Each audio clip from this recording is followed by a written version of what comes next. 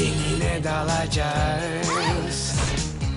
Acaba ne bulacağız? Represyon, agresyon, belki de birçok obsesyon. Bunu kim çeker? Ama bunu boş ver. Zihnine dalacağız. Zihnine dalacağız. Korktun mu sen sincaptan? Kıvırcık küçük kızdan. Neden ürkütücü yedi? Zebra mı çağırdı seni? Zihnine dalacağız. Çok yaşayacaksın. Canavarlardan mı korktun?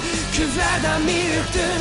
Uçan bebek başına mı çarptın? Zihnine dalacağız. İşte geldik Candace. Hafıza ormanı.